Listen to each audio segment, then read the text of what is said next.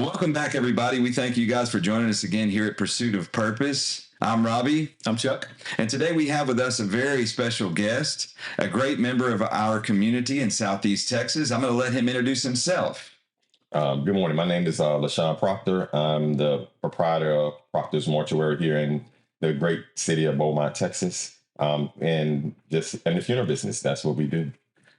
Well, Lashon has a cornucopia of life experiences, and I met him recently and decided that he would be of great interest and inspiration to our audience. So I hope you guys enjoy him as much as I have gotten to enjoy and get to know him.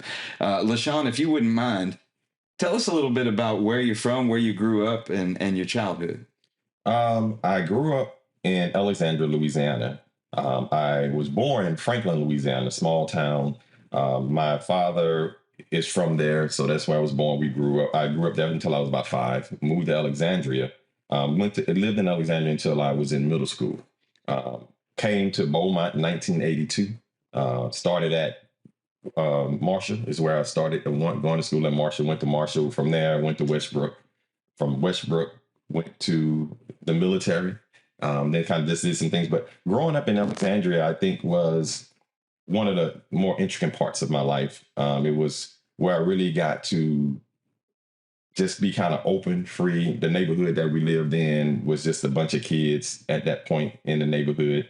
My brothers were all older. So I'm the youngest of 3 kids that grew up in the house. My brothers are all older than me. They graduated school in Alexandria.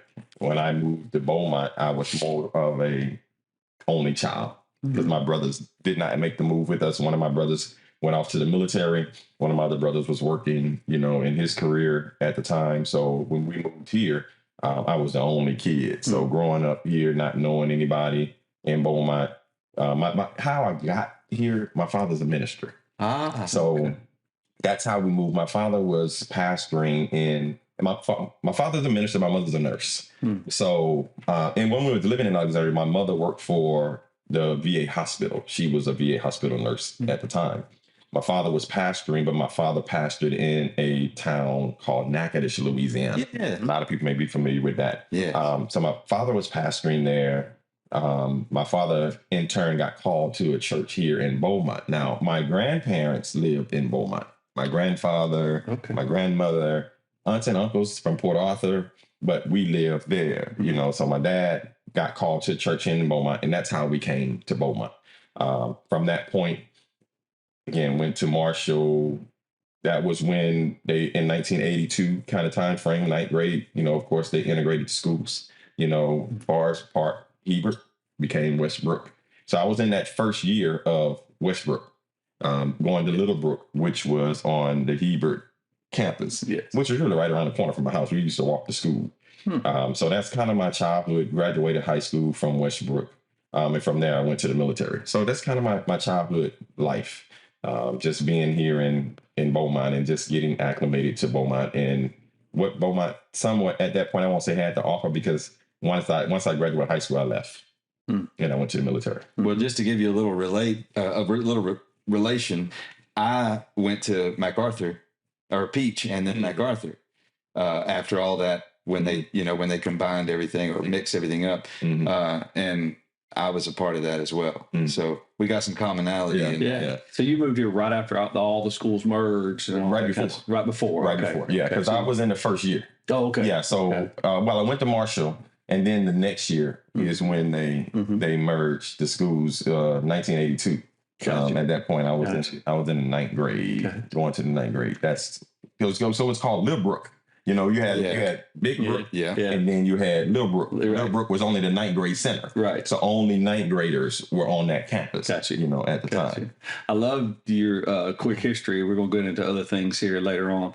But about that part of Louisiana, I went to Northwestern for 1 year before I transferred up to Oklahoma Christian. And but for years, we would go to Alexandria to the top 20, which was the basketball champ. If you didn't know, there's five classifications in Louisiana, so all 4 teams would go to the Dome in Alexandria. Do you recall all that? Yeah. My dad was a big Louisiana high school guy, so basketball player. So that's where we would go. So yeah, I know Alexandria. Our family still lives in Pine Prairie. Really? Yeah. Kind of funny because you say Northwestern. My dad's church was right across the street from that campus. There it is. Yes. His church was almost right across the street from that campus. It was, I can't remember the first street. I think it was First Street, whatever it was, but it was right across the street from that campus. You would call the street, you're doing great. There was a train went through there. Yeah. They but did that and they had a cotton mill. Yeah, which was smell. The whole town would just smell. It was awesome. Yeah. And now they're known for lights. And now they're known for the lights, Christmas lights. Yeah. Watch Steel Magnolias, you'll see. Yeah. So I've got a question for you. You're talking about Alexandria, you know, where you came up and everything. What was your childhood like in the home? It sounds like you had a pretty good gap between you and your older brothers, especially the one closest to you. But what was discipline like, and what was it like growing up in your home with your dad being a pastor and your mom being a nurse? What was it like structure-wise in the house? Very disciplined. I mean, at that point, when we grew up, that was no child abuse. I mean, meaning in the sense, not say that lightly, jokingly, because I grew up, my daddy was, you spare the rod, you spoil the child. That's right. Mm-hmm. Yeah. So my parents were very much disciplinarians. Mm-hmm. So we got spankings. In a physical way. Know what I'm saying? Exactly. Yes. We got spankings, you know what I'm saying? And it was thing in my neighborhood, and that's why I loved it so much in Alexandria. I remember one of the times, me and my best friend, we lived across the street, and it was a bunch of kids in our neighborhood. Mm-hmm. So we all, our street, the street behind us, all of the neighborhood kids kind of got together, and we were kids. You know what I'm saying? We would go down and play in the ditches. You know, we would go cross fishing before crawfishing really became popular. We would get our buckets. My mom would get mad because we go get her salt ham and stuff out the freezer, and she not know it. Crawfish. And go, I did the same thing. Yeah, fish for crawfish. Yeah. Playing football in the streets, playing frisbee, throwing rocks. I remember one time we were down throwing rocks, and this lady had a big pane window. We busted the window. No. And not intentionally, but then we come home and it was like the lady down the street called. They down throwing rocks. And this was a time when neighborhoods were neighborhoods. Right. When the village was raising the children. Yeah. Right. You know, so she called, my mom was at work. My dad has always been a mortician, being in a funeral, but my dad was at work, but he was at the funeral home and he was a pastor. So my dad had the leeway to leave and go and come when he wanted. Okay. So the lady called my mom. My mom called my dad. They down there throwing rocks. So it was me, my best friend across the street, one other guy that was with us. And he was like, well, mama, no, we wasn't throwing rocks. By the time she called my mother, we had to go home. My daddy was at home waiting on us because my mama couldn't leave work. Wow. And my friend's dad worked for like one of the plants. So his daddy was at work and his mama was so they couldn't come home. My dad was the only one that was able to come home. My dad came home and he was like, we went throwing rocks. And he was like, no, Miss, I forget her name, but just for the flag, Miss Sue is not going to be lying on y'all. You know what I'm saying y'all was throwing rocks and y'all wouldn't. No, daddy, we wasn't doing it with us. Okay, it's fine. So all three of us came in the house. My daddy spanked all three of us. You know what I'm saying? Then my daddy called my friend's dad. He got off of work. We had to stay at our house until they got off of work. And when they got off of work, we had to go across the street, all three of us.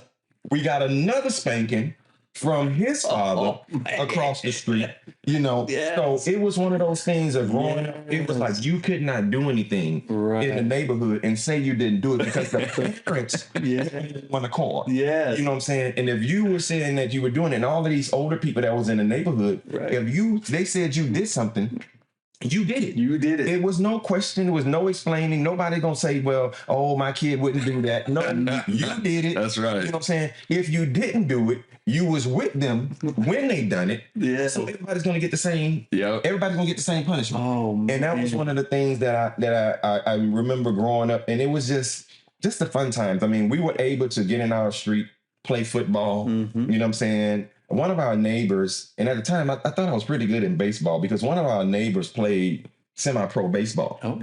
And at that time, you know, and everything had semi-pro leagues and all of those things. Mm-hmm. So he would always teach me and my best friend how to play. We had to learn how to pitch and bat. And we used a tennis ball and a broomstick. Nice. That was how we learned with a tennis ball and a broomstick. You know, and that's how. So when we played Little League baseball, we were both pretty good. And really, when I moved from Alexandria, I was just so mad because I didn't want to move because all of my friends were there. Yeah. Right. All of the life that we had for sports and all of the things that we just really, we had neighborhoods where our street and all of the kids on our street would go get the kids on the next street. So we had teams. Yeah. This is your street. Yeah. This is our street. So we got on our street because it was more, I guess, the nicest and we can control the traffic on our street. Gotcha. And that was the football field in the middle of the street, you know. That's great. That is. Touch football in the middle of the street. And that's what we did. You know, whether it was baseball. We didn't play a lot of basketball at the time. And that seemed to be one of the things that I played more in high school. But it was baseball, football, frisbee. You know, we used to do the frisbee where, you know, we used to if put back is what we called it. You know what I'm saying? So how far can you throw it? And then you got to stop where you are and you put it back. The further back that you go, you know what I'm saying? We used our street as our field. That's great. Our front yard was our baseball diamond. You know, their backyard was sometimes our football field, and we wanted to play tackle because they had a field behind their house that nobody owned. But we can get through the field through their fence. You know, and the people kept it cut, but it was on the next block. So that was kind of when we started playing football. Right. That was our field. So it was very interesting growing up there. Right. And that's why I say it was some of the best times that I had. I had great friends here when I moved, but that was some of the times that where we just really got to develop. You know, where we were all, and I seen that was where the community was the closest. Yes. Because when I moved here, we were a little bit older and we had not all been together that long. So my parents didn't have the relationship with the people on the street. Right. You know, as we did on our block.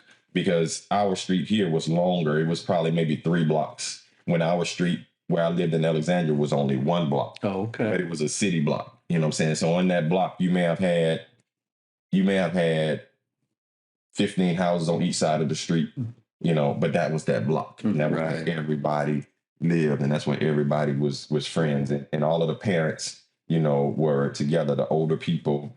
And my parents at that time was much younger. So my parents was probably in their 30s, early 40s, you know, at that point in time. So they were kind of more, my parents and the parents across the street. My friend's parents was some of the younger parents. Right. Everybody else in the neighborhood was older, you know, and they were the younger people in the block. We might be getting a little bit ahead of our conversation, but what you described sounded so formative. It formed you to be the man that you were going to become. And maybe if there's a couple of things that you can describe to us and say, well, from that formed me to be, and maybe it's a work ethic or your faith or whatever, because obviously that collection of all of those, all that energy, the personalities, the people, the people that cared for you and you cared for them. Well, I think it did make me a lot. It started the foundation for what I would have liked to have and wanted to have. And I think what I see now as even what I wish I would have had, simply because that time changed.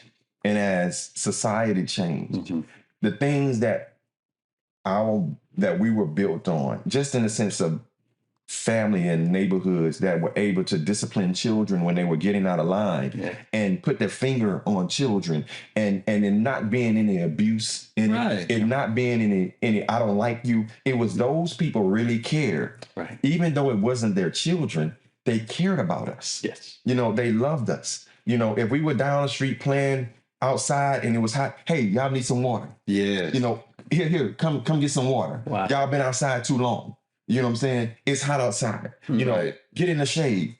Just them really genuinely caring. And then if we got out of line, you wrong. Right. You know what I'm saying? We're gonna now discipline you with the same love that they gave you water with. Exactly. So that kind of growing up and wanting that and having that then kind of said, you know what, this is what life really could be. Yeah. And then when you fast forward sometimes and you look back and you be like, man, how can we get that back? But now everything is so fast paced. Yes. Everything is so go in your garage. And then at the end of the day, really, when I look back at it, we didn't have garages. You had to drive up in the front of your house. Yeah. You drove up in the front of your house. You had to speak to your neighbor. Yes. You know what I'm saying? You had to wave Right. at your neighbor. Right. Now we drive in the garage, close the door before we get out the car. And shut You the never world see, out. That's right. You never see the neighbor. Right. So those things that really, when I look back at it, and I say, those are the things that help me in caring for people. Right. You know what I'm saying? And I think now where I tend to put people before me, you know, I tend to put how people do things and see things and where people need to be, even before myself. Because if we have that caring for people and we have that to where we show people that we care, things can be so much better. Yeah. You know, and I think that was one of the foundations that kind of really just taught me unknowingly.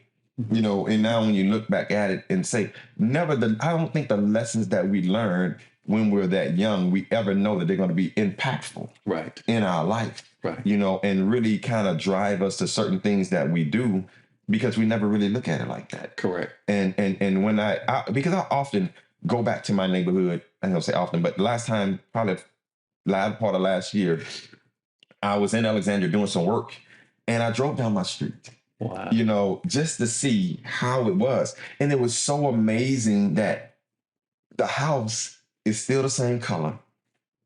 My parents back then, you had siding. Remember they would put siding on houses. You know, it was a wood house. You know, it was on a slab, but it was a wood, pier, it might have been on piers, but wood house, you know what I'm saying? I think it was on piers, but wood house, but it had siding. And it was amazing that I went to the house and it was yellow. My dad had put yellow siding. It was white at one point with red trim. Right. When siding first came out, Sears, I remember that. Sears put siding. Yes. And Sears put that siding on the house. Right. And I went there and that siding is still on that house. You know, and it was like, that's a testament to the siding. to Sears. That's right. And they're out of business. They're out of business. What a product, though. Yeah. You know, that's classic. I love it. And so it's just amazing how the neighborhood somewhat still seems the same, different makeup. But when I look at my childhood, those are the things, and those people, you know, sometimes I hate that I was never able to go back now when people can see you as far as what they've helped you to become. Yes. That you can never really go back and say thank you. Yes. You know, for just the little things that you poured into me. Right. That sometimes maybe they didn't even know that they were pouring. Right. You know, because then people just did things because they were loving kids and they just wanted the kids to be better at what they did and they wanted them to have good things and God. And I don't think they ever really thought about that how impactful that they really were going to be in some of our lives, you know, and that was just one of the things growing up. And that's why I think that neighborhood resonates so much with me. Yes. Even today, you know, because it was just so many good things that happened there. Right. Well, tragedy. I absolutely love the way you talk with such passion and endearing memories about that time in your life. It's obvious that those were, you know, seminal times that like you said, built the foundation for you to build the rest of the man you've become on. I'm curious. So if you could look back to that time, well, it's probably, say about 12, 13, somewhere around in there. What did you want to be when you grew up? I didn't want to be a mortician.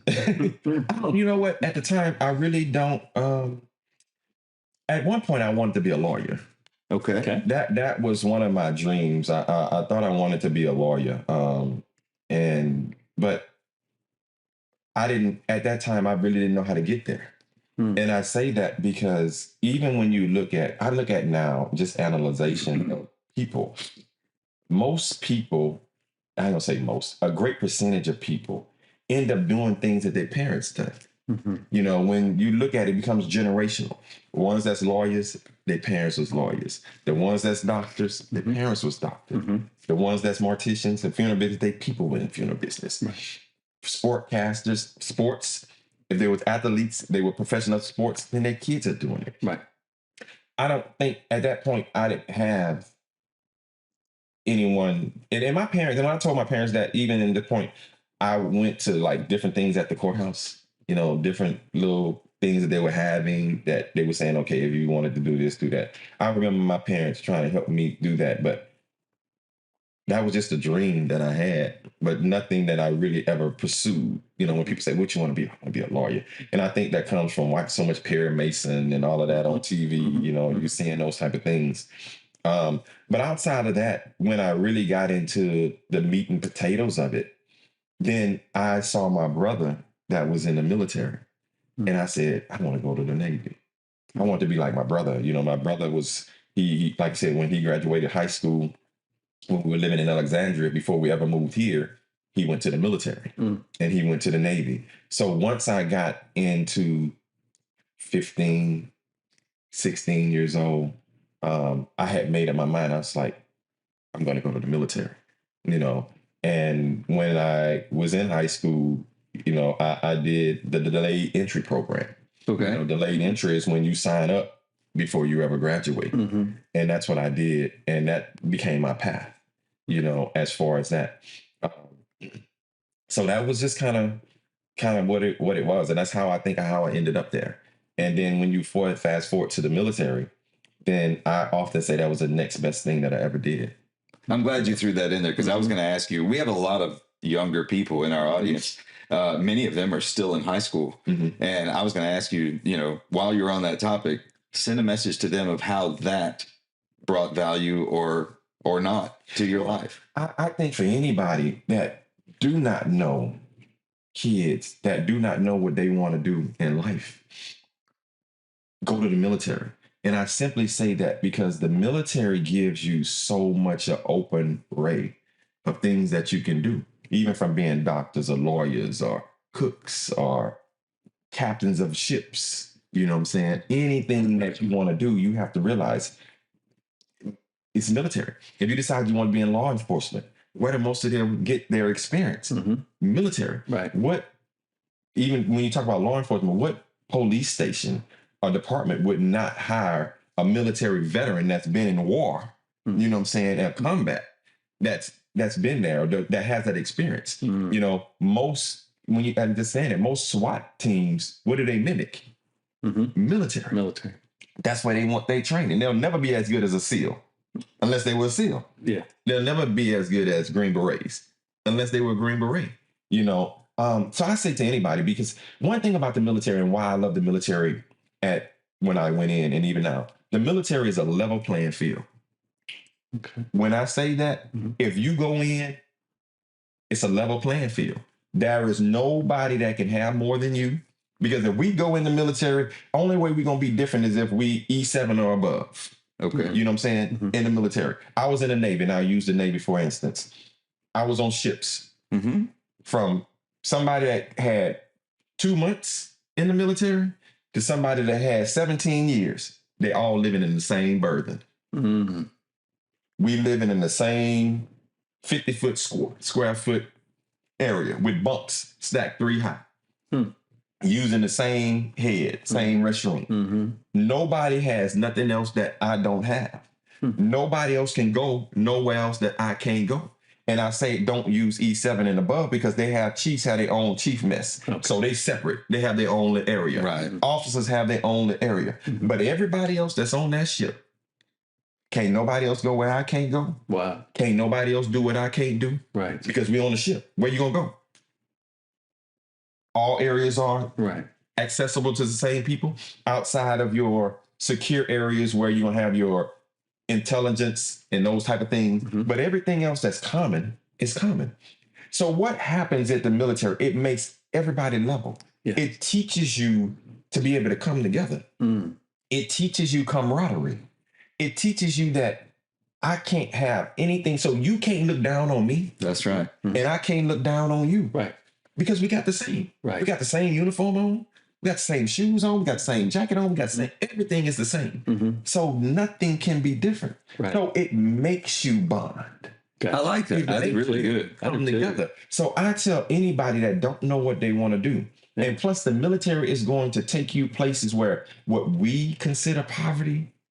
Oh yeah, It's gonna take you to impoverished areas where people don't have. Yes. Wow. It's going to show you what living in poverty is. Really, Yeah. You know what I'm saying? Not Yes. just talking about it, you're gonna experience it. Yes. And in those things, when you, like, we're on a ship, and what I loved about it so much was it was the old thing when you get out in the ocean.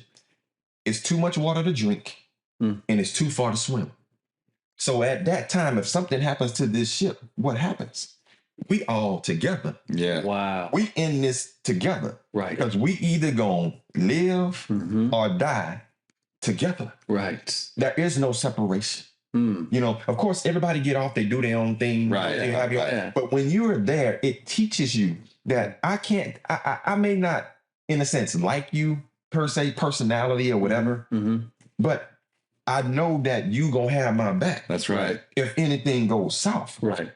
And it goes back to like growing up in neighborhoods, because we were on the ships. Even though everybody had their difference, we were always going to be against the other ship. That's right. So whether we Okay. were playing sports and we had our own Yeah. basketball team, Mm-hmm. this was our basketball team. Right. You know what I'm saying? So our ship came together to support our team.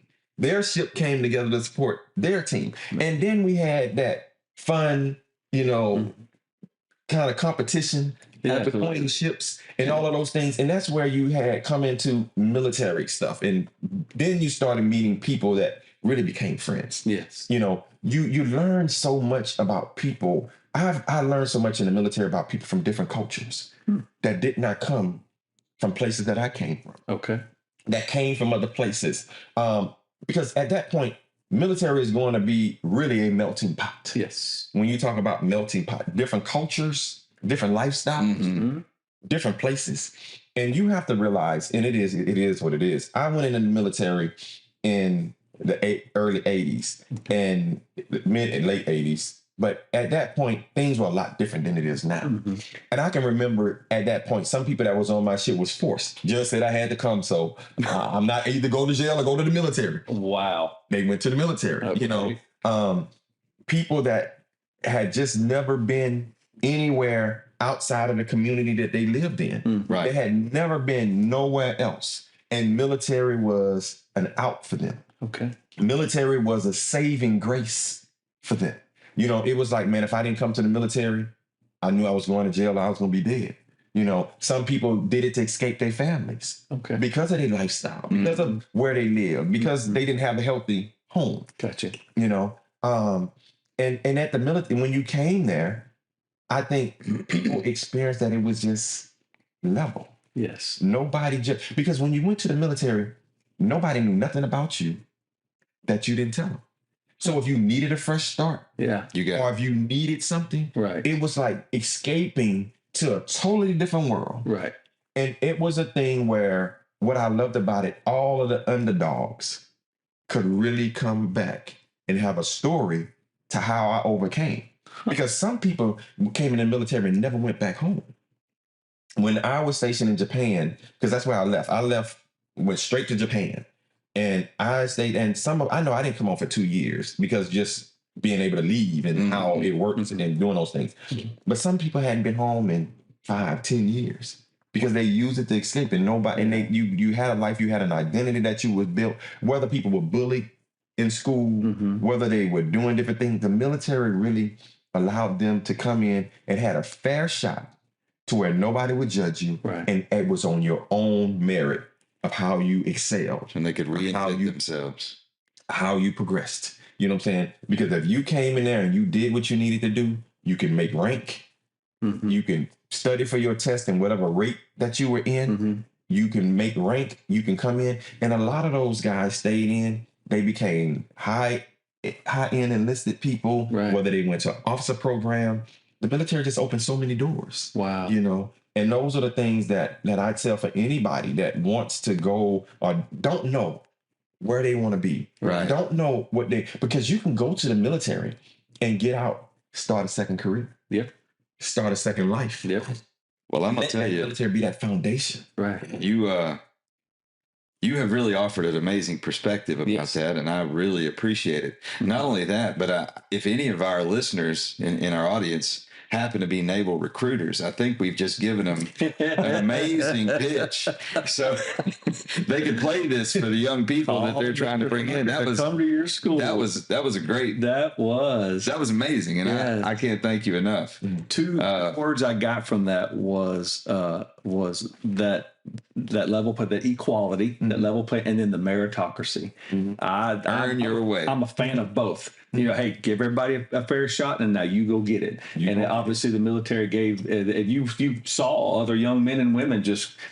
Once you eventually did learn where they came from, because you talk and all that. But at the time, I didn't know that. I'm just watching you do your job and see if you're going to do it well. And then when they did, you're like, okay, I see. But when you're in a confined space and you have 3 racks stacked on top of each other, and you only got enough to be able to crawl in and not sit up, you get to know who's above you, who's on side you, and who's across from you. Right. And those are the things to where a lot of times, really when you're there and you out at sea for 6 months, 9 months, you have nothing to do but learn the person that's next to you. Right. Because then you find people that's not going to judge you. And I think that's the main thing that we want as people. A lot of times when we go things, we just want somebody that's not going to judge us. Correct. And in that, you find people that just not going to judge you. Right. And I think that's the thing that makes us become so many friends. I tell you, my best friends even today, people that I met in the military. Come on. And I got out after 10 years. A lot of them stayed in for 30 years. Wow. And men, it's 6 of us. And we always have kept in touch. The last couple of years, we get together every year. You know what I'm saying? Mm-hmm. And just have a weekend of just the friends. Right. And everybody lives in different parts of the country. Mm-hmm.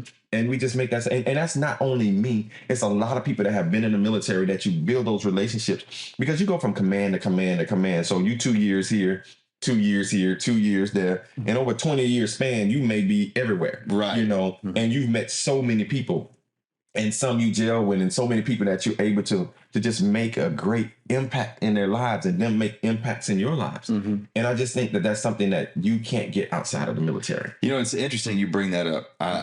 I think that's amazing. And so many kids that I talk to today, and when I say kids, I mean teenagers and then all the way from out of graduation. One of the common threads that I hear is that they don't have friends anymore. They don't have true friends that they trust, and they can maintain that long lasting relationship. And I believe it's because of what you alluded to earlier about when you get home, you go in your garage, shut the garage, and you shut the world out. Now we've disconnected ourselves so efficiently that we don't have this interpersonal contact. And that military thing, that's amazing. It will still have that. You can't get away from it because of the necessity of the way everything is built. It makes you do it. That's amazing. So to where we are now, you served in the military, and then you got out from there. Are you married? No, I'm not married. Okay. Do you have any children? I have children. I have a daughter that was military. When I was in the military, me and her mother met, who was in Japan. I have a daughter. Her name is Fiona. So I have her. I have my nephew outside of the military. He's 22 now. I adopted my nephew when he was 3. And then I have a son. My son is 11, which is, his name is Bentley. My nephew that I adopted is James. My son, his name is Bentley. He's 11. He'll be 12 in March. So I have 3 kids. 2 boys and a girl. 2 boys and a girl. Right. So yeah, never been married. Actually, Ann, you met Ann. Yes, I did. That's my son's mother. Okay. So her and I we were together for a long time. But yeah, we just never got married. But that's my kid. But then when you look at like her kids, and then never leave them out, she has 3 kids outside that I raised. So she has Taja, Felicities, and Rayshard. So those are her 3 kids. So we had a blended family. Yes. So I basically, was a part of all her kids' lives. So they still my kids as well. But those are just when you talk about biological kids. Those are but her kids are my kids. My kids are her kids. Your kids are your kids. Yeah. I'm also a part of a blended family, and then I have a blended family myself. So I can relate to all of that. That's beautiful. And just to let you know, and let the audience know, I got the privilege of meeting Miss Ann and watching you 2 interact together. And I wasn't going to make any assumptions about anything, but I could definitely tell that there was a long-standing relationship of some sort, and that she was a big influence on your life, and that y'all cared for each other. So that's great. When you got out of the military, did you go to any college or anything like that? While I was in the military, and that's another thing, kids, when we go back, just kind of back, the military offers you college programs and college classes while you're in. And that was a big thing. And in hindsight 2020, for me, I hate that I didn't take better advantage of that when I was out to sea for 6-9 months at a time, because you had nothing else to do. The military always had college curriculum that you could sign up for while you were at sea. While you were at sea, now the internet and all of that stuff wasn't as fast. Now where you can do all that now and it be online classes like they have. I'm sure it's a much more advanced now. It wasn't like that. It was more you mail in, you do the curriculum while you're there, you do it on paper, you mail it back, different things like that. Okay, but it was available. I took advantage of some of it, but I didn't take advantage of enough of it to where I had gotten a college degree. Like a lot of my friends, most of my friends that I have, they got their college degree while they were on active duty in the military. Wow. So they had their military job, and a lot of my friends that I still have now, while they were active duty, they took classes while they were either at sea, while they were at their commands, while they were doing that. And most of them, before they ever retired, had a college degree. Some of them have master's degrees. Wow. Those are something that it gives an advantage to children or kids, the children that's going in the military. If they do it now, you just think if you go in the military now, a kid right out of high school, and they take advantage of that while they're in the military, whether they're doing things, and if they were disciplined enough to take those classes, 4 years, they will come out of the military with an honorable discharge and a college degree. Wow. Is this accessible? That's amazing. It's those things. But I did not do it, but I did take some classes and I did have some college credits. Because once I got out of the military, that's when my railroad career started. And I also went to Mortuary science school. Oh, so a vocational type school that. That's where, after the military, that was where my life turned. So that became after my military career. Then I started my next career, which was, they ran simultaneously, going to school to be a mortician. And working at the railroad. So that was something that I did simultaneously. And how did you choose the railroad?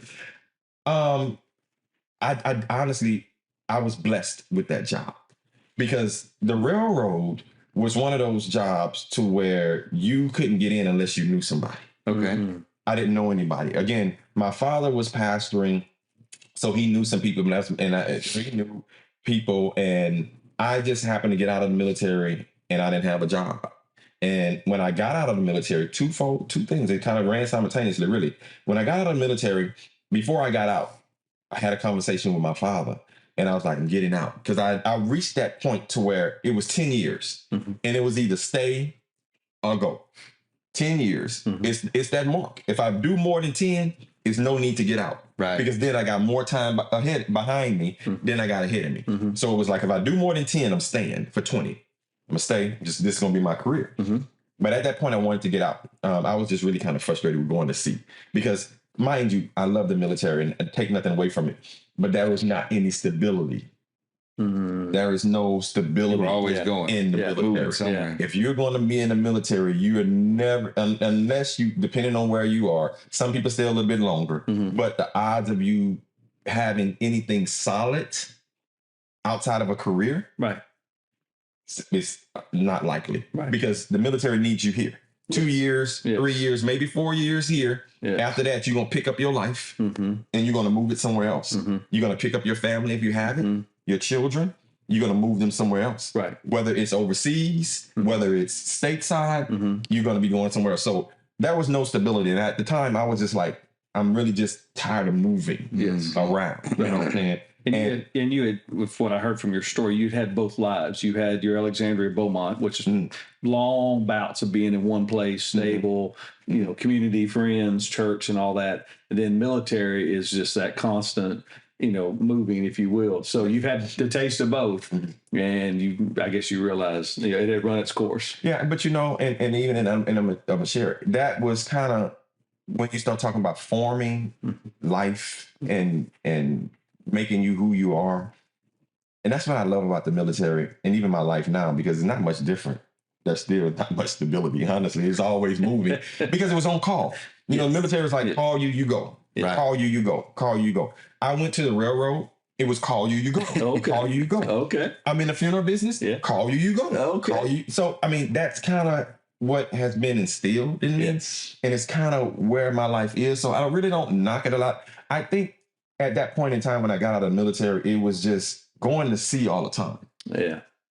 These 6-9 months out at sea, all the time. It was fun at one point, you know what I'm saying? But then some things just kind of get old. Yeah. And it was that desire to be on shore duty. If I could have stayed on shore duty or had one of those things where I was on shore duty, then I probably would have stayed. Okay. You know what I'm saying? Because it would have been a little bit, but the Navy is different because you're going to have shore duty, but you're going to be on the ship.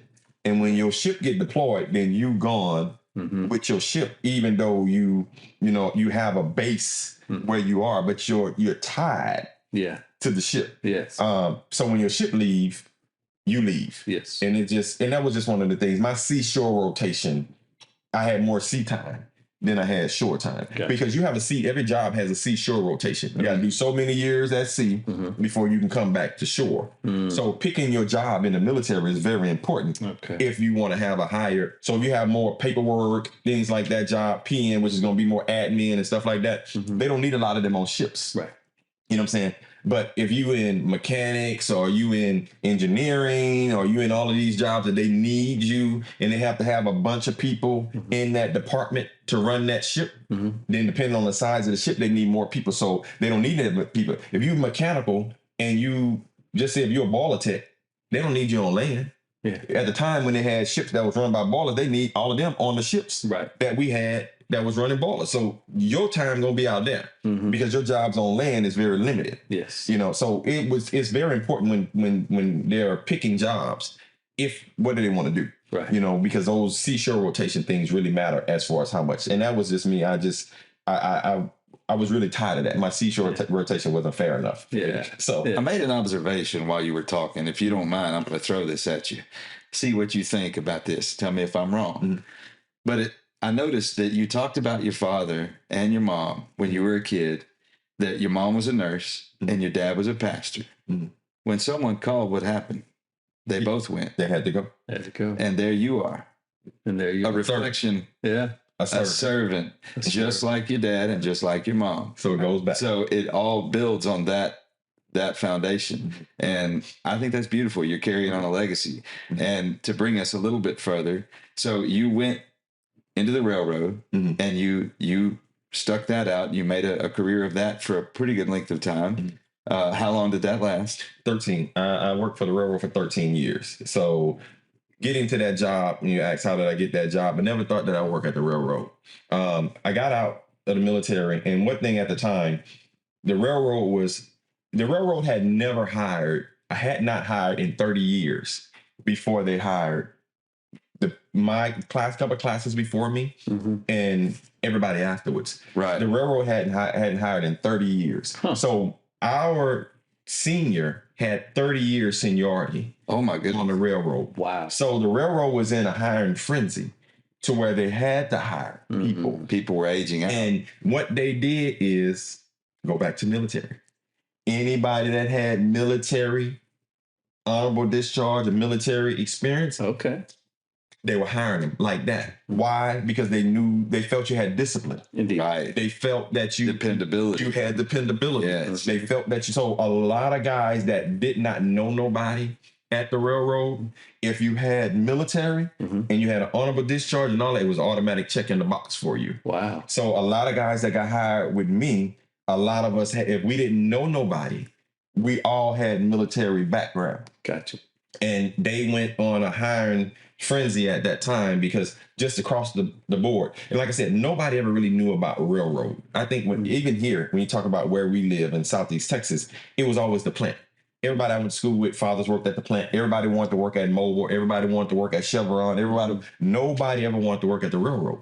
So even all of those jobs at that point, it wasn't about what you knew.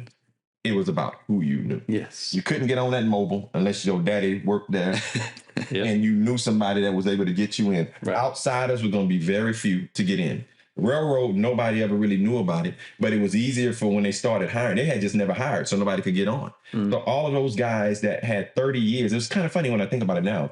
All of those guys that had 30 years railroads, their sons was just becoming of age to work. 19, 20, 21 years of age. They all started getting hired at the railroad because when they started hiring, they put their names in the hat. So your dad had been here for 30 years. He got good seniority. He's been here. We're going to automatically hire your son. Oh, wow. And then guys like us that came in, the only thing that we had was somebody out there saying, and how I got hired, my dad, pastor of the church, guy that knew my dad said, my son just coming home, you know what I'm saying? He need a job. You know what? The railroad about to start hiring. Tell him to put his name in the hat. Put my name in the hat? Yeah. What did you do before? I just got out of the military. Check. Oh, we're going to hire you. Here, come to this interview. Come to the interview, take a test, pass the test. Okay, you hired. Be here this day. And that's how my railroad career started. Gotcha. But hindsight, like I said, backdoor, when I got out of the military, I didn't know what else I was going to do. So I told my father, and this is kind of a funny thing, I told my father, I said, Daddy, I'm getting out. I don't know what I'm going to do. And I said, so what can I do? My dad said, and my dad was working for somebody else in the funeral business. My dad said, I don't know nothing else but funeral business. I said, let's open a funeral home. And my dad was like, okay, you think? And mind you, my dad's dream was always to own his own funeral home. Really? Wow. Now, my dad had been in the funeral business since he was out of high school. Yeah. My dad went to the Army. So my dad was drafted. He went to the Army. He got out of the Army. And my dad went to the funeral business. And actually, before he went to the Army, he was a mortician. He went to the funeral business. And then my dad told his grandma, they lived next to a funeral home. He's scared of dead people, scared of the funeral home. But he graduated high school, and he told his grandfather that he was going to mortician school. And his grandfather said, no, he ain't. And my daddy said my grandpa took him, dropped him off at Commonwealth in Houston, told his grandma he'll be back in about 2 weeks. My daddy finished school, came back a mortician, and worked for somebody else all his life. Right. Ran somebody else. And that's what my dad did, as I said, when he was in Alexandria. Right. Worked for somebody else, ran somebody else's funeral home. My dad got here, went to work for a funeral home here, did the embalming. But then I get out of the military and I'm like, I don't know what else to do. And I said, why don't we start a funeral home? And my dad was like, okay. So my dad at the time was pastoring in Silsbee, and he was pastoring in Silsbee. So one of his friends, Reverend Harden, helped him to find a building. And just show you how God works, man. God has always been so favorable to us, even in all of this that we've done. When I got out, I had some money saved, you know what I'm saying? My family's always been working. My dad, like I said, basic people. We ain't never had a whole lot of anything. You know, we wasn't poor, but, you know, middle class at the time, when middle class was middle class. You know, Right. It is not middle class no more. But just in that sense of working. Yeah. And we was like, okay, we're going to start a funeral home. So at that point, my dad and his friends started looking for buildings. So we were living in Beaumont. My dad was pastored in Silsbee at this point. One of his friends there, they started looking for buildings, found a building in Silsbee. So this is where we started. Guy came in. They had already looked at it. By the time I got home, then we went, looked at the building. We started our funeral home on $15,000 in a credit card. Wow. That's what we started our business on. Wow. And the guy that had the building, we didn't have anything. Talked to him, talked to my daddy. Leased us that building. Leased it with an option to buy. Okay. So we went in and we chose Silsbee because there was only one other funeral home there at the time. It was kind of had been there forever. The guy was older, so it was like, okay, where can we start? It was the easier place. My daddy was pastoring there, so we thought it was going to help. So we started our funeral home there, and it took us 6 months before we did our first funeral. Oh my! But we did all this work to this building. We bought an old hearse from a guy in Houston that had a funeral home, had some hearses sitting up under a shed. You know what I'm saying? and had a shirt, her sitting up under a shed that he wasn't using no more. At the time, I don't know if you remember Earl Schride. Oh yeah, Earl Schride. yeah, Yeah. They go Paint in body shop. $300. Yeah. You can get a whole car painted for $300. They ain't masking, they ain't taping nothing. No. We paint everywhere. We But it'll be everywhere. painted. It's gonna be painted. We put that hearse there. They painted that hearse for us. You know what I'm saying? Made it shiny. Yeah. That's all we wanted. We just wanted to be shiny. That's right. Shine it up, and we started our funeral home there. But the thing about it is, at that point, it was and I never looked at it until after the fact, many years later, is that I didn't know what I was going to do. But in all of that, I helped my father live out his dream That's of beautiful. owning his own funeral home. My father, in turn, gave me a career Yes. that I never knew that I wanted or that I was going to have. Right. Because in the old time of that, like I said, we wasn't doing anything. We wasn't doing any business. So I got hired on at the railroad. So my dad and my mom at the time, because my mom was retired by then, and another guy, they would kind of work the funeral home thing. And I went to work for the railroad. So for 13 years, I worked at the railroad, took calls. Our funeral home wasn't really doing anything. But it was my dad's whole concept the whole time was, all we got to do is make enough to pay the bills, keep the doors open. Mm-hmm. If we keep the doors open, eventually it'll work. Right. And that was just it. We had very low overhead. This guy, Mr. George Stone here, I thank God for him. He leased us that building with an option to buy. Very little, just so we can get in it. He was God sent. How about that? He was God sent. They had a building next door. They did like sound systems and stuff for churches, but they sold us that property. And we were able to keep that property, keep it going. Eventually we was able to pay it off, and from that point, still working at the railroad, not doing anything, but we were able to start our business there. And then from that point, my railroad career went to 13 years and doing those things. We came to Beaumont. Then our business got to the point to where my railroad career came to an end, and at that point, I couldn't do both. Right. Our business was picking up and the railroad was very demanding, Yeah. So I couldn't keep both. So I had to leave there. And then that's where my career really started in the funeral business. You were able to put your focus on your purpose. Yeah. There That it I is. didn't know I had. That you didn't know you had. That is beautiful. That I is. really love that story. Yeah. And I know here, especially here locally, our community is going to be blessed by that story because I can guarantee you that so many people don't know how Proctor's Mortuary came to be. And I think that is extraordinarily inspirational because you, my friend, are a living example of personal reinvention. Yes. And the pursuit of purpose. And that is what we work to illustrate here. So now you're embarked on this new journey. You and your dad creating this dream. You've got the Silsbee location that's your foundation. That's where you started. Then you opened the Beaumont place. So draw me a picture, if you would, from there to now. So when Silsbee was in Silsbee, if you know anything about Silsbee, it's a small town. Oh yeah, I lived there. Small, there's not a lot going on. There's not a lot high death rate in Silsbee. So at that point, we was looking, and we lived in Beaumont. Okay. So it was always on the same side of town. I grew up on the same side of town that our funeral home is. It's just amazing let's just start thinking. Our business is located in the same neighborhood, 4 blocks from where I grew up, 4 blocks from where I played. Never knew that this would be the property that we would own, the community that I would serve, Right. where I grew up. Just never thought about that. But this building, our building on Washington Boulevard used to be a veterinarian clinic. Okay. So again, show you how God works. Man, God has just, when I think about it, he just showed so much favor for us in this thing. The building was empty. It was owned by, at the time, the Housemans. Again, lease to own. It's always Wow. Went in. We requested to lease to own this building, and for whatever reason, again, God just going in first, and giving people to show favor. They leased us this building for a little or nothing with an option to buy. That's beautiful. They leased us this building with an option to buy. We took the building. At the time, the building was about 1,500 square foot. Okay. Opened a funeral home.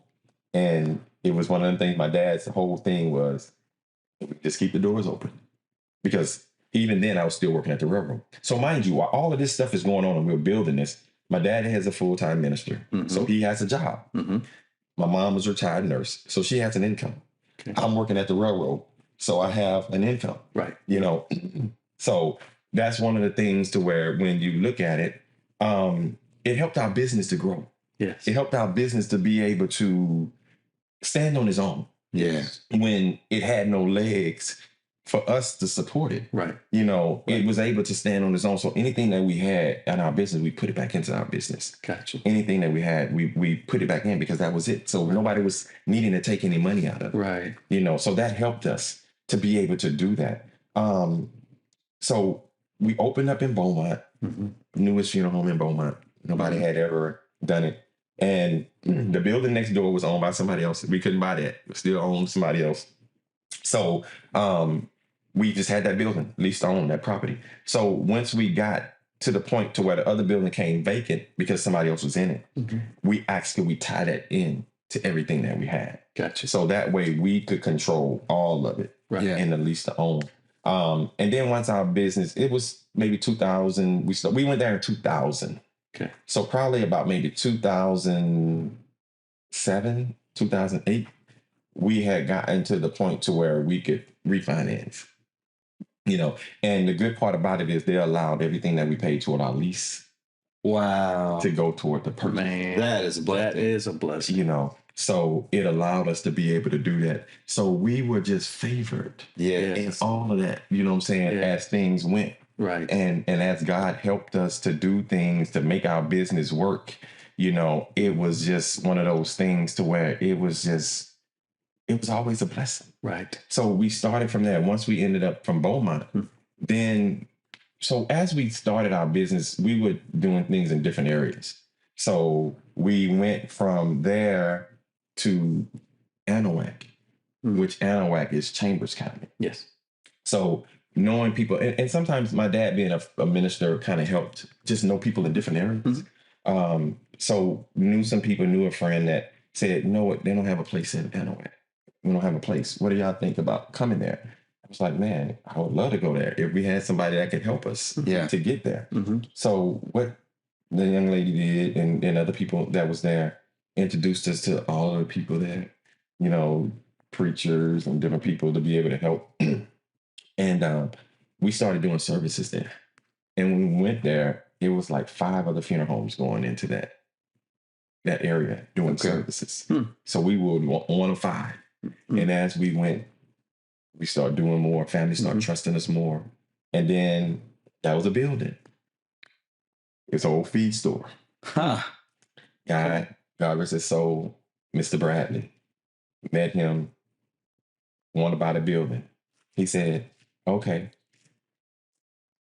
At the time, the building was really in bad shape. They didn't use it no more. So he was like, okay, again, I own and finance the building. Wow. To you.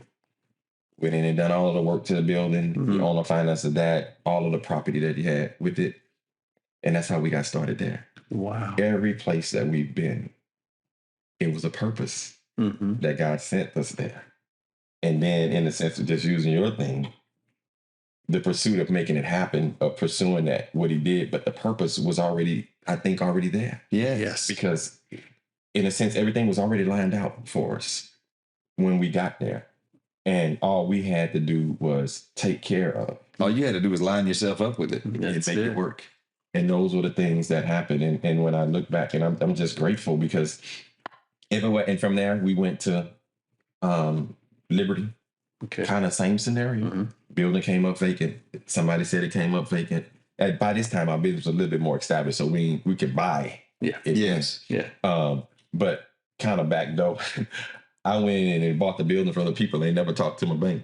good thing my banker is good. You know what I'm saying? And he liked me because I already made a deal with the people, and then I went to the bank and said, "Hey, I got this building I want to buy." He was like, "Okay, just go ahead and tell me what I need to do." How about that? But that was some of the things. So I think purposely, we've always been planted by God in the places that we've been. So you have 4 locations now. And we have a place in Woodville. 5. Silsbee, we don't use anymore. We still have the property there, but the building got messed up. So, really in Silsbee, when you look at today's time, you had 5 funeral homes. Even before we closed, you had 5 funeral homes in Silsbee. Okay. Anything about Silsbee, it's too many places. Yeah, that's to a lot. have 5 funeral homes. Yeah. It's not that many people passing there. Right. So we took the money that we was going to dump to fix that and went and bought the place in Liberty. Okay. And then another family closed the funeral home in Woodfield at the time. And then that family, I knew one of the sisters, it was kind of siblings, but I knew the sisters really well, and they sold us that property. Okay. So we have that. So we have 4 active places that we have. And we have the building in Silsbee, but we don't use it. But it's something that, looking back, may kind of reinvent, redo that, but just kind of making sure that everything is going to be solid, because now you had 5, you don't have that no more. Right. Everything is kind of filtered away. So those are just some of the basic things when we talk about funeral business and how we got started. But the main thing for me out of all of that is really helping my daddy fulfill his dream, about owning his own place. And then me just lining up and now never knowing that this is what I would do, because I never wanted to be in the funeral business. Right. Never thought that I would be in the funeral business. Yeah. But now that I'm here, I love what I do, and I wouldn't do anything else. Right. And this is kind of how I ended up. Is there anything that you tell your dad now? Is there any message you'd like to send him? Yeah. I often say, even with my dad, and my dad, me and my dad work, so in a sense now he's still alive, but my dad is not doing well. But all of the things I always, even now, I appreciate everything that he's taught me, because my dad was always there for me to help me, in this spec. My parents has always been very supportive, even in this adventure of doing all of this work. My parents have really been supportive. Lissandra's been very supportive, of all of the things that we've done. But my dad taught me everything that I know. And I often say, when even going back to, kids doing the things that their parents do, and I think some of it may be consciously that they do it. Some of it may be unconscious that they do it. For me, it was very unconscious. The majority of it would be. Yeah. And just in that facet of, I always said in this business, if I was half as good as my daddy, I'll be better than most. Wow. And that's the thing that now for me, when you talk about legacy, because the name on the marquee is our name, and it's not about me, but that's my daddy. That's their legacy. That's their name, and that means more to me than anything. And it's about, how can I honor that? How can I go in and make sure that legacy lives? Yeah. And make sure that, not like a lot of times, and not all, that sometimes when that patriarch leaves or no longer there, things tend to drop. Absolutely. Whether it's how just attention to detail or the professionalism or how it's run, I always want to honor them, to know that they've left it in good hands. Yes. Because so many times that there is not a succession plan, especially in funeral business. Everybody don't have a succession plan. And a lot of times when those persons leave, they sell off everything. And I feel like that's the way that I can honor them the most, to make sure that he knows, and I think he knows, that he's left it in good hands. And my goal is to continue to build on all of the things that he's done. And one thing that I say about my father, even in all of the other places that we had, he kind of gave me free reins to just Create.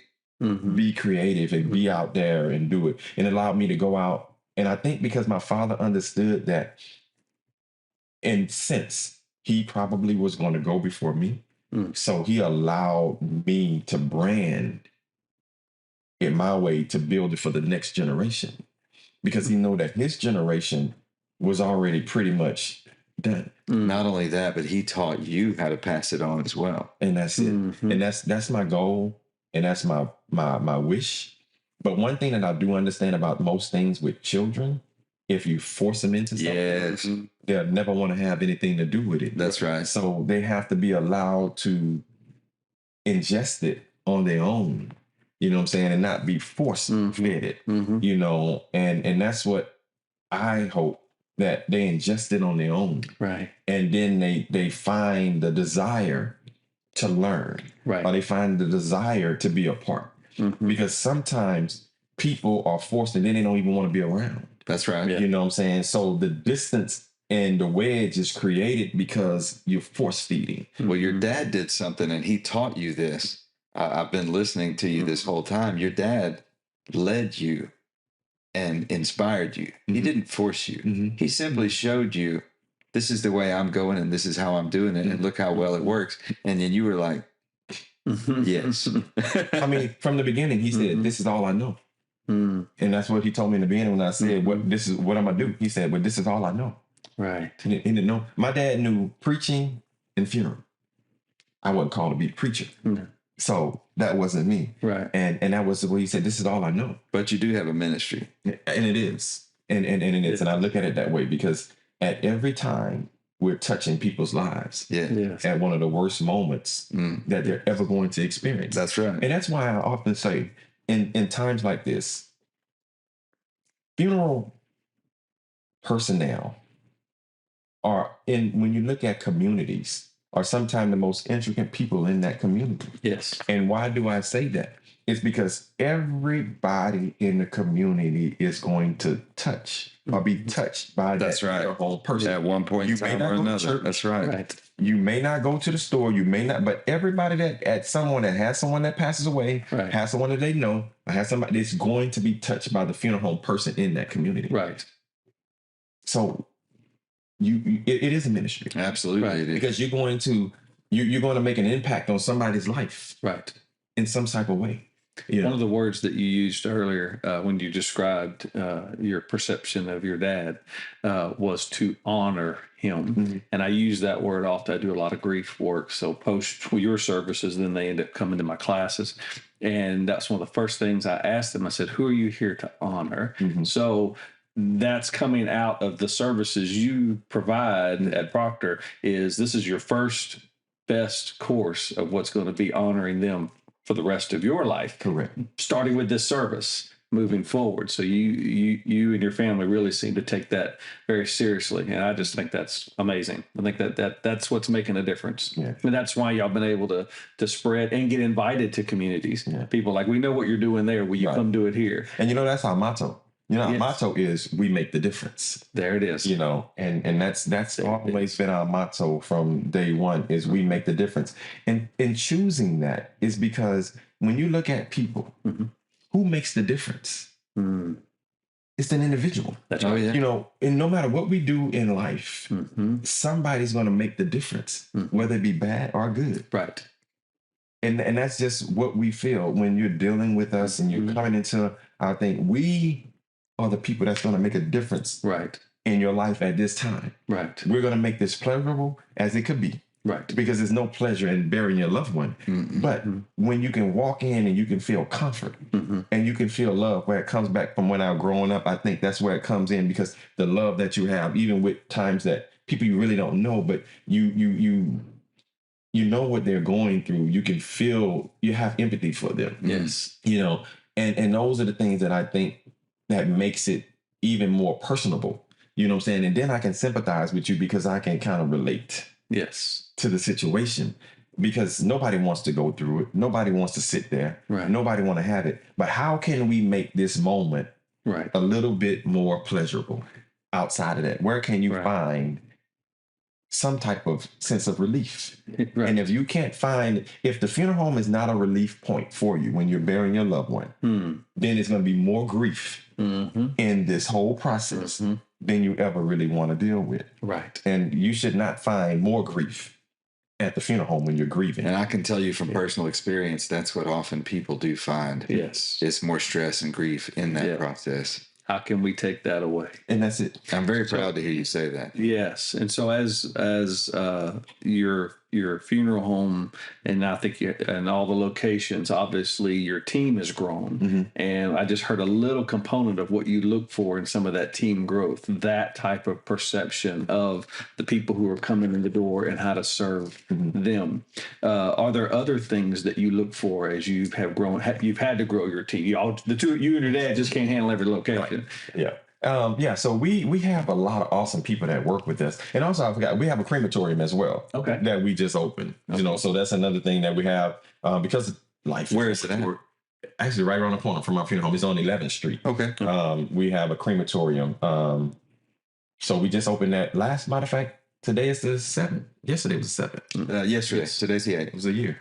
Wow. Yesterday. Congratulations. All right. It was a year. Happy anniversary. That it was open. So that's just another component where, but the people, I look for people that's sensitive to people. Okay. People that's people's people, because everybody is not a people's person. No, you're right. And in this business, you can't not be a people's person because attitude, persona, how things come across. If you're having a bad, honestly, I tell people that works with us, if you're having a bad day, don't come to work. Don't come to work today.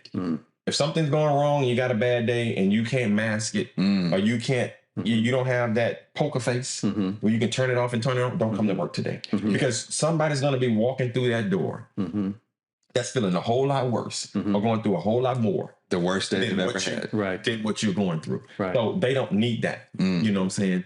And those are the things that dealing in this industry, you just have to have. Yeah. And it is sometimes unfortunate the way people can't always mask, their feelings. Yes. So funeral business is not for everybody. Right. But I think sometimes nowadays, you have everybody wanting to open a funeral home. When you look at funeral business, when funeral business first started, it wasn't a business. It was a community taking care of each other. Mind you this, and just look at this. Older funeral homes, prior to changing city ordinances and stuff like that, where were they located? Next door to somebody's house. Oh, yeah. Now, that's only in the big market. But rural areas, small places, they were always next door. I know, especially in the Black community. Okay. They were always next door to somebody's house. Okay. We didn't have the GCMD, commercial, residential. We didn't have those type of zonings. Right. So all funeral homes were in neighborhoods. Matter of fact, you can go right now in Beaumont and look at the funeral homes outside of your major funeral homes, and you can't use Broussards on major because that was just built. Right. You can't use that one, but you use the one that has been here for the longest. McFadden. What is it by? It's home. It's in the neighborhood. It's in the Everything neighborhood. is around it. Wow. It's That's housed. so true. Everything else been built after the fact. That's right. Yeah. But the ones that's been here the most, Yes. and that's no matter where you go across the country. So funeral business was not funeral business. It was about community. These people serve our community Yes. when someone passes away. Right. And that's where the funeral home Was a home. That's where was a home. That's where home got brought in. It was a home. But yeah. Because most of them started in homes. Yes. That makes sense. Funeral business became commercialized. Mm. When it became commercialized, it no longer became an intimate thing with families and people that cared about you and did it. It became commercialized, and now it became a business. Got you. So what happened then? Then everybody wanted to buy funeral homes. Mm. Because what happens when it becomes a business? Now it becomes about profit. Profit. Yeah. It becomes about money. Yep. So what happens when you have corporations that come in and buy funeral homes? Mm-hmm. They don't care you live next door to them. They don't care that you've been in the neighborhood. Mm-hmm. They don't care. They look at Is it profitable? it's a business. Is it profitable? So now how can we control the business? Gotcha. So if you're a corporation, what are you looking at? Numbers. The bottom line. Yep. You're not looking at No. people. Right. So it don't matter that you have something. We're looking at numbers now. Yes. The numbers don't gel. So what are they thinking about? How can we get our profit margin? Wow. Right. So what do we do? So now what happens if you're in the business and it's basically real estate. So now you have all of the funeral homes that, remember I said, they don't have succession plans, right? They don't have succession plans. So what happens when daddy dies? There's nobody to take care of the business. The corporation buys it. The corporation is looking at that business. They've been doing good business because the son basically said, I don't want to have nothing to do with it. Or the daughter said, I don't have nothing to do with it. That's why I say they have to ingest it and not be forced. Right. Because when they force, they don't see the value. Because you know what? In small funeral homes, what did daddy do? Dad was always working. Yeah. I don't want to do that. Put his life. Dad was always doing this. That's right. I don't want to do that. But daddy served a purpose in the community. Yes. Daddy knew everybody in the community. Everybody did what? Trusted daddy or mama in the community. They didn't want to do that because it was too much pressure to do that. I can go get a job. And I work 9 to 5, and I ain't got to deal with that. Yeah. You know what I'm saying? Right. So what happened then? They seen that it was value in funeral business. So value in funeral business. And if you're an investor, what do you want to do? I'm going to invest in this. Right. So now you have in a community, if you have 3 funeral homes, hypothetically, in a community, and all of them, none of them have a succession plan, then you buy all of them. Now who are you in competition with? Nobody. Self. Self. So what do you do at that point when you control things? Supply and demand. Raise the price. And then if all of them aren't profitable, and then you want to, and it's, I don't know if I want to use that word, but if you have it like that, then you basically close down the ones that you don't want to have open. That's less profitable for you. And what do? You drive. You centralize the people where you want them to go because you have nothing else. Right. If you have nothing else, then what you're gonna do? You're gonna go where I push you to your only option. Yeah. You see what I'm saying? Yeah. So if you have them in all of the areas, and that's what corporations do. They buy up everything that's closing, everything that does not have a succession plan. Most of the ones that's profitable, because they don't want anything that's profitable because it becomes a liability. Yeah. So you buy the things that's profitable, and then the ones that's not as profitable, you close them. It's just a building. So you close the building, you ain't lost much money simply because, keep in mind, you're controlling it. Right. You see what I'm saying? So if you're controlling They're it, directing the business. you can take that building. You can sell that building to somebody else. So you really ain't lost nothing. No. You close it. Now that option for that community is not, it's sort of like when you look at, and I use Beaumont, we're familiar with that. The grocery store system that we just had. They closed one in the North End. You see what I'm saying? Where it was on Lucas. They opened up the one that they built over here. And what did everybody have to do? Drive. Yep. You got to go wherever the product is that you want. That's right. It ain't there no more. And the same people that bought that one, they just decided to close it. So now it's a building. You gonna lose money on the building? No. Whether you use it or you don't use it, it's never gonna go in value. Right. And then what happens? If you don't want nobody else to come in there, you put a no complete clause on the building. That way it doesn't matter if I sell it to you or not. You can't never use it for that. Not for a grocery. Exactly. So therefore, I ain't got to worry about you coming in and me selling you this building and you going in and put something, the same thing that I just tried to close, to give the people that was there the opportunity to go back and get the same thing that I just tried to take away, to put it where I wanted to put it. Right. So they buy those buildings and they don't sell them to nobody else that want to have a funeral home. Got you. So it sounds to me like you are committed to keeping Proctor's. Most definitely. Yes. For generations to come. Most definitely. And for your community. And this is just what you find. If I had no, and again, it becomes business. Right. If I had no succession plan and I had nobody else that didn't want to do it, then yes, I'm not saying I would. I don't want to, but it would be not me to sell it. That's right. You see what I'm saying? While it has value, then to allow it to go down in my old age, knowing that I cannot keep up. Yeah. It would behoove me to sell it while my family can now have generational wealth from what it can bring. Right. Even though you don't want to go do the work when you can make more money off of it, you know, because one thing that happens with those investors, they always going to keep the name on the marquee.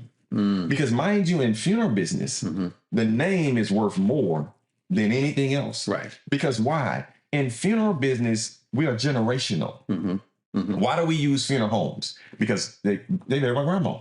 Yes. Because they buried everybody in my family. That's right. familiar. That's the only reason you use them. There's a family connection. That's it. Mm-hmm. The name on the marquee ain't got nothing to do with who in the building. Right. Because when they're owned by the conglomerates, they keep the name and they get rid of everybody else that was tied to that. They may keep the owner if he's still able in there for a year for them to be able to make you think. But then they're going to say, Mr. John not available today. We're going to have you meet with Tony.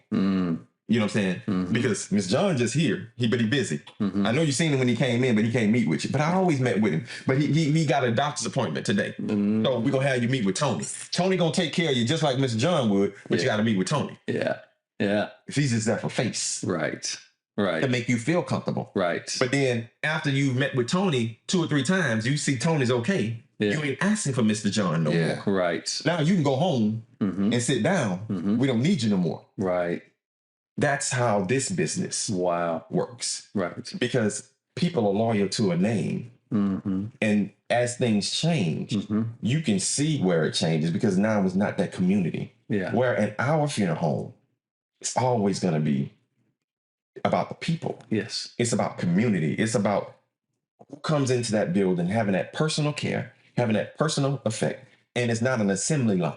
Yeah. Because some businesses, you can make them, no matter what it is, you can take the personability out of it. Yes. Where now it's no more, it's not personal anymore. Just make it stone And it's just pushing. Yeah. You know, we're so busy, we just pushing whatever it is. We just pushing product. And that's where you tend to lose. If it's not personable, because that's what funeral homes were. Right. They were personable. You were going to go in there, you were going to talk to the person that was in your community that lived next door to you, that you seen at the grocery store, that you knew that was him, and you were going to have a conversation. And feel like family. That's what it was. So you walk in, you already know who you're dealing with. Right. And that's the difference. And now the difference in funeral business is now everybody thinks that it's money. Everybody think that it's a get rich quick scheme to where everybody want to go into the funeral business. Where funeral business, that is not a get rich quick scheme. It's a lot of work. It's work in the funeral business. So I've got a question for you. And I cannot tell you how impressed I am with your passion. Indeed. I hope our audience sees that and appreciates that. You have a fire in you about what you do. And that's what makes your place what it is. So the question is, are you successful? What is success? That's for you. That's the ultimate question. Are you successful? I would say yes. I would say yes. But perception of success is, I think it's a blurred line. You know what I'm saying? Because things can look successful and they really ain't. Absolutely. It's up for interpretation. And I would say our business is successful, yes, because we're still moving, we're still growing. You know, people are still giving us an opportunity. Because in this business, it's opportunity. I thank God every day for the people that He put in our path that come in and allow us to service them, because there's many places that they can go. That's right. But they choose to call us. And those are the things that when you say success, but I think that makes us successful. And why I say we're successful, because every day we're servicing families that we've never served before. Oh, wow.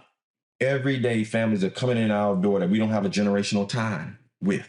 That's great. And then we have other people that's saying, hey, if something happens, you need to call them.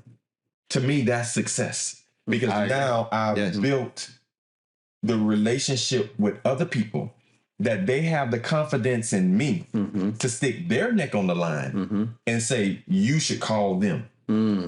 That's success. Has nothing to do with money, has nothing to do with any of that. That's success for me, because people believe in me. Yes. People believe in our product. And I don't even say product, they believe in our services. There it is. And what we render to families. They believe in how we treat families. They believe in how we come across where we'll do whatever to help a family get it done. It's not about money.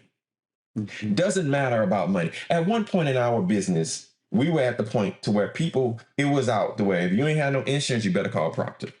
Really? You ain't got no money, you better call them. Because Because they're they'll going to help you.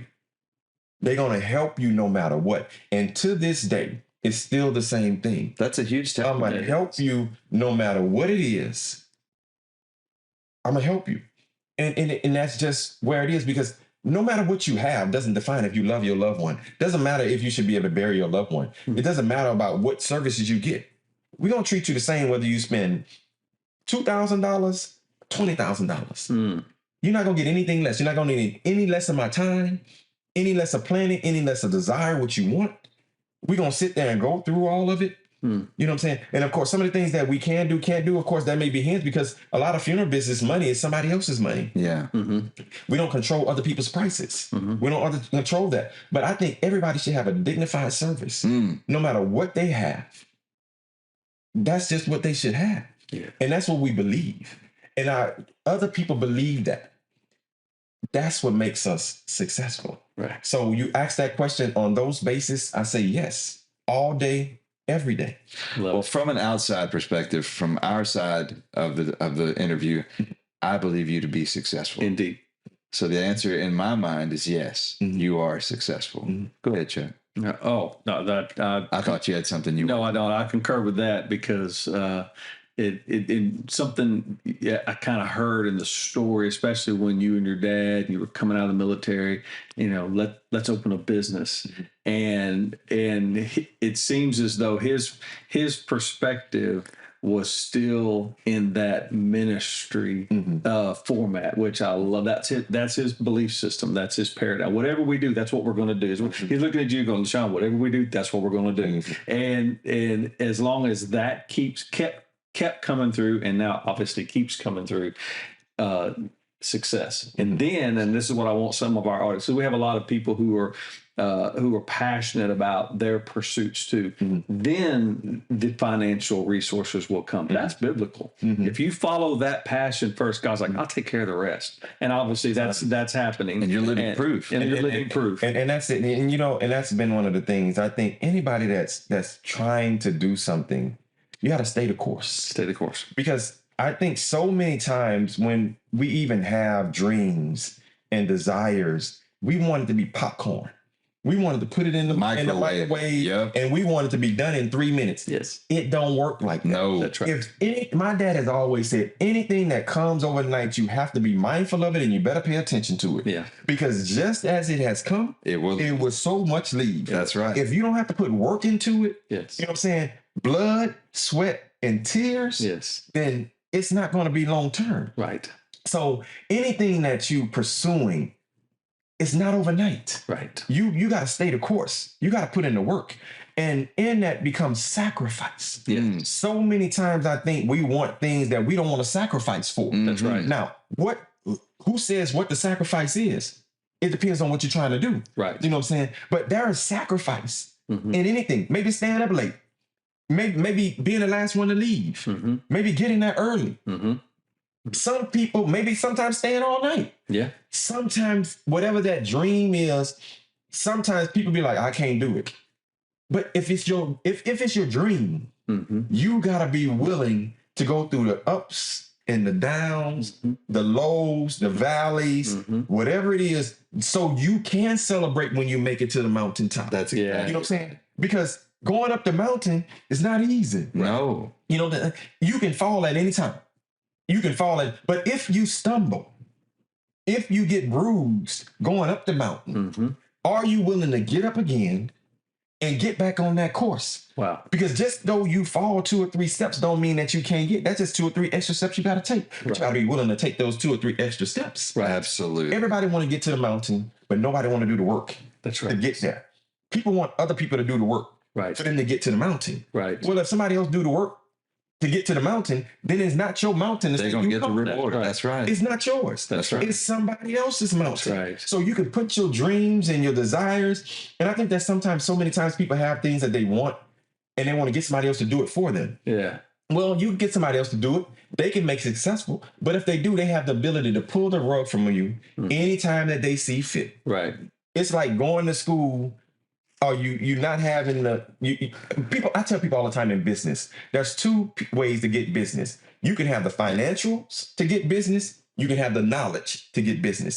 Sometimes you got to team up and do the two. Yeah. But sometimes always financial don't make your business run because you just got the money to run it. You don't have the knowledge. That's right. So if the person takes the knowledge away from the money, then you ain't got nothing. That's right. So it's always best to have the knowledge and take the slow path to the money, sort of like you just said. Because once you take the slow path, you can better enjoy the reward or the success that you think that you're trying to accomplish. Yes. And I think for us in our business, it has always been the slow road. You know, our business, even when you say successful, not now successful monetarily wise, we didn't see any progress in our business until about 15 years. Mind you, we only been in business now for about 25. Right. Wow. We didn't see any monetary gain in our business until 15 years in. Everything in was just Investment, sacrifice. sacrifice, That's right. turnover. How can you keep it? Turnover. Because mind you, funeral business is what we're in, is generational. Remember? People don't just knock on the door. Right. People don't just say, hey, go over there and use them. They don't know nothing about you. Why would they say that? Right. 15 years in, for people to start saying, man, you might want to call them. You know what? They'll be a good avenue for you. Now that's the thing where now we ain't struggling as much. Right. But again, now we have people that we do have generational ties, families that we've serviced over and over again. But it's been a path. It's been work, a lot of work, a lot of long hours. You talk about relationships. Sometimes relationships take time. And in that business relationship, physical relationship, sometimes they both don't coincide. Sometimes people don't want to give you the time to develop a physical relationship when you're trying to develop a business relationship. Right. Sometimes you got to pick or choose. Yeah. Which one you're going to put the most time into. Right. You know? Right. And it just, those are the things sometimes that tend not to work if you're not doing sometimes the time that need to be done. Right. Or other things are happening. Sometimes you just get lost, certain things. Absolutely. But my pursuit was always to just be successful. That's been my dream. My dream was to be successful. Well, I believe you're bringing that to fruition. Indeed. I think it's coming, but I ain't made it yet. Well, we're drawing to a close. We're getting close to the end now, and we've got just a little bit left. And I've got a very, it's my favorite question. I ask this question of every guest, and it takes a little thinking sometimes. So if you could go back in time, okay, to your younger self, and when I say your younger self, probably in high school before you signed up for the military prior to graduating. Okay. So if you could whisper in your own ear and give yourself some advice, and that's all you can do. You can't change anything. All you can do is give yourself some advice. What would you say to that younger you? I would say stay the course. Study a little harder. Widen your realm of just knowledge of a lot of different things. But stay the course. Because life has some ups and downs. Life has some bruises, bumps that you're going to experience. But stay the course. Don't get discouraged.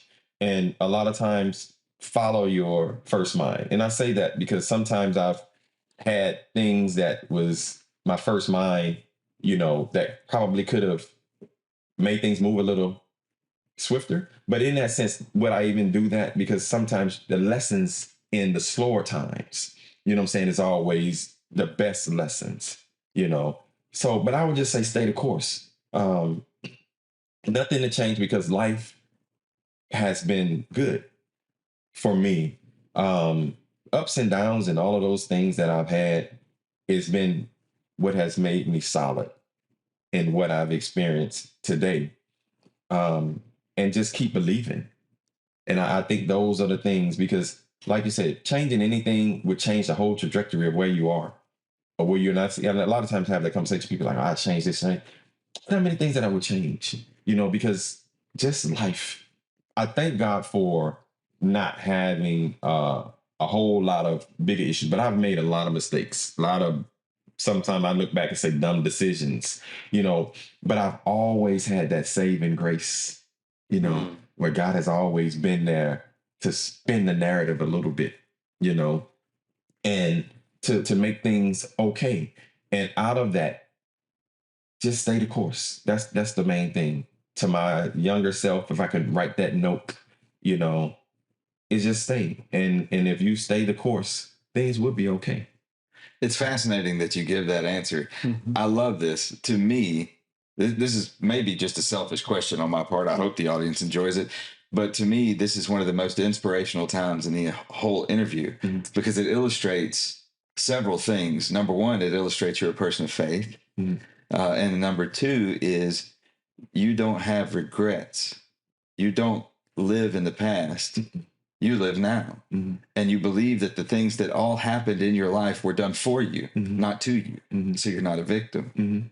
And I love that. Thank you for sharing that. Chuck, have you anything you'd like to add? No, thank you. Very inspirational. I love it. I love the story of your journey. I love all of the perceptions, and I like that mature vulnerability to say, what will I learn in these moments? Now, I know when we're in it, we don't know that we're learning, but when we get on the other end, it's like, man, I'm so glad I did that. And I heard that several times today, and I know a lot of our audience did, but if you'll notice, a lot of times we reference the younger, but we have some folks who are teens and 20s, and they're tuning in, and we want them to hear these stories, and that's why we love bringing in women and men who are a little bit further down the road to say, if I could look back, these are some things. So thank you for being vulnerable today and sharing all that. I mean, most all were good stories. There was a few learning moments, but I really love what I heard, a lot of things today, but definitely that value of family. That is all. And the folks that are listening, if you have a classic family, that's fine. If you don't have a classic family,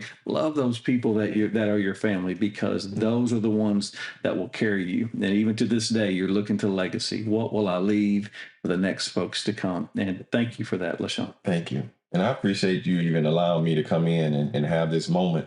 Because I think that is the thing that a lot of times when people are getting inspiration or looking at people's story, they don't really know how they got there. Everybody just want to talk about, oh, I'm here now. Yeah. You know what I'm saying? Nobody ever want to really talk about how they started. Right. And I think those are some things that sometimes give us a false impression of how things actually work. Right. Give us a false sense of hope of how we can make it, because you have to know where the holes are.